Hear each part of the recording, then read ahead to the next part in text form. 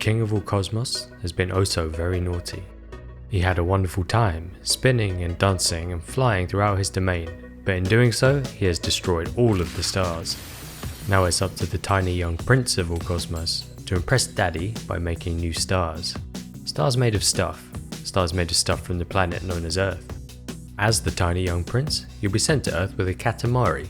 This is a sticky ball that you'll be pushing around the levels to roll things up.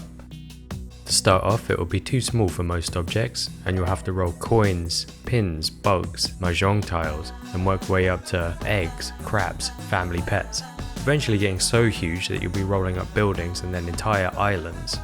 In each of the main levels, you'll be belittled by your father, given a target size and a time limit, then set loose to roll away to your heart's content. Each object rolls increases the overall size of the Katamari, and crashing will knock objects off. This idea of snowballing as a core mechanic is so simple yet genius. Rolling something up and not being able to roll up bigger objects until the right size has been reached has the same sort of satisfaction found in idle clickers due to the exponentialism. This exponential curve to the flow of each level can be felt quite distinctly. The longer you play in each single session, the easier it gets. The levels are also a complete mess, and rolling up to tidy this mess is extremely satisfying. There are all sorts of weird and wonderful set pieces happening, like a line of bananas and a king of cats addressing his loyal subjects. Completionists rejoice. All of the things that you roll up are added to a collection which you can browse and explore. The controls are really awkward, but in a perfect way. The thumbsticks are used like tank controls, so both sticks up will be to roll forward, both sticks down will be to roll backwards, and one up and one down will turn to each respective side. This makes the game harder to control than it really needs to be, but adds to the unpredictability of rolling a ball rather than directly controlling a character with precise movement. The game's visual design is so weird, but I love it.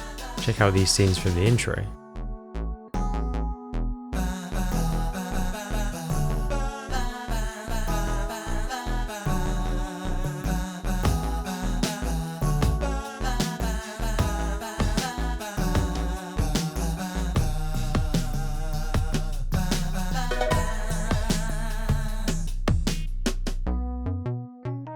In-game everything is really simplistic and in a blocky 3D, with bright and vibrant colours.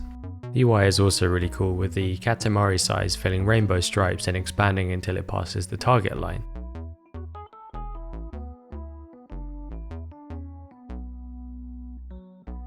And there are clever little touches like the pause menu making comparisons of objects to your current Katamari size.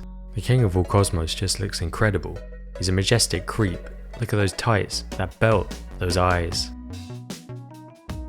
He gives local greetings and relentlessly criticizes his son with a voice that sounds like a record scratching.